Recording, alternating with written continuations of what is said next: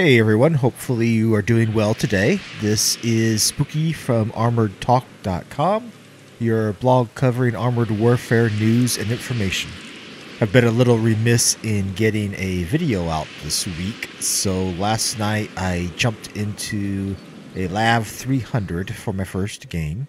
As you know, YouTube is not our main channel. The main channel is the blog at ArmoredTalk.com. But I really do want to get a video out a week, if not more, down the road when Armored Warfare is further along.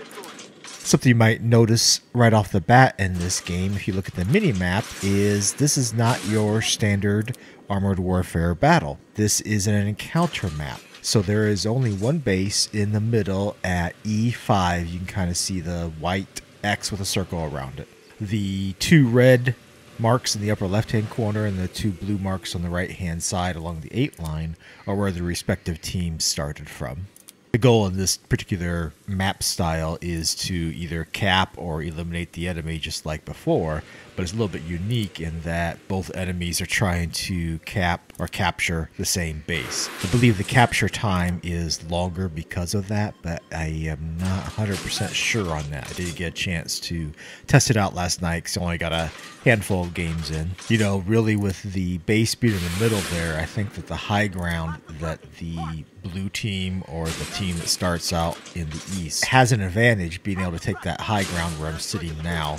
Yeah, I can't shoot directly down on that cap, but just moving up a little bit, maybe to the 6-7 line, I'd be able to. You know, throughout history, having the high ground has typically been of benefit in battles, and I'm not sure it's really any different in Armored Warfare than it would be in real life. High ground usually means you have an advantage. That isn't to say that if you're on the red team that you also can't be sitting down at H2 like a couple of them are, and also being able to shoot and covering the cap if we were going to try to do some sort of fast cap scenario. I would just generally tend to take the high ground, especially in a TD. If you're not familiar with the tank that I'm in, it is classified as a tank destroyer in Armored Warfare. It is a Tier 5, and of course it has a rather unique attribute compared to anything you've driven in World of Tanks or War Thunder, in that it is a 6-wheeled vehicle. Those wheels are not just for looks, by the way. Driving this is considerably different than driving a tracked vehicle. For instance, you can't just rotate in place like you can with a tracked vehicle. You can actually end up turning sharper eventually once you get going, but your momentum has to get going before you can turn. That momentum will also carry you through your turn a little bit more than a tracked vehicle will do.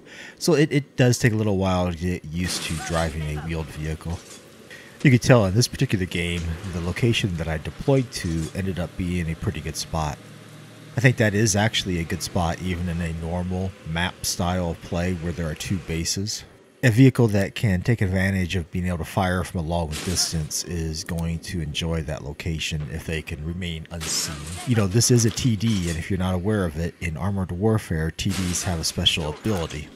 If you're able to let your aiming circle aim all the way into its most accurate size, which it is currently in the game, you get a special TD bonus which causes your shots to do more damage. You can of course fire when the aiming circle is larger and less accurate, because many times you're going to have to do that.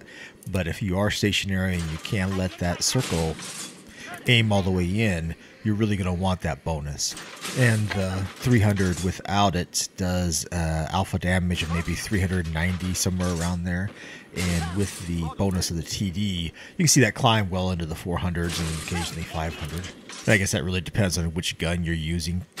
This particular tank has an upgrade path of being able to get 2 different guns upgraded on it. This is kind of unique in Armored Warfare in that this is probably the first tank that I've seen that has 2 gun upgrades at this low of a tier. It also has the ability to fire different types of ammunition.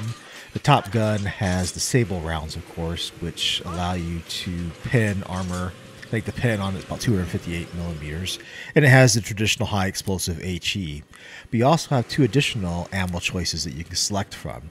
One being the HEP or the high explosive plastic, and one being the HESH, the HE with the squash head on it. You know, both of those will do less damage than HE, but they tend to do a little bit more crew damage or module damage when the round can't penetrate all the way. But I really like this tank. The LAV-300 has a pretty good view range. It has good top speed. I mean, when you get going, you are actually going over 100 kilometers an hour. Now the acceleration does require a little bit of time to get up to that speed, but it's worth it once you get up there. And it's fairly mobile. Wheeled vehicles seem to have good cross-train capabilities. Just the fact that it is a wheeled vehicle, it's nice to be able to jump in and play something that drives a little bit different than a regular main battle tank would, for instance. I suppose I should address that the reason you're seeing this as an encounter map is this is from last night's gameplay.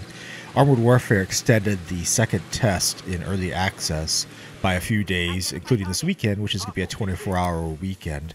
Part of that is they added additional content such as the encounter mode.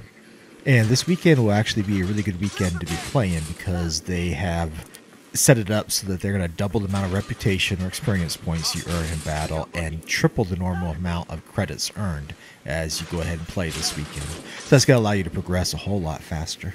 Something else that is new is there should be a lot more people playing early access. They are setting out more beta invites.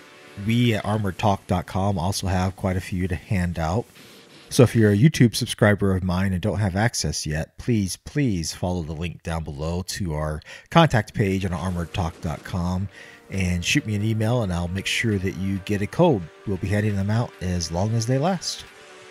That's it for this video. I just wanted to get a quick one out there so that we had one up this week and it showed you the new encounter map and what you can do in this particular TD. It's a fun one to play. Thanks, everyone.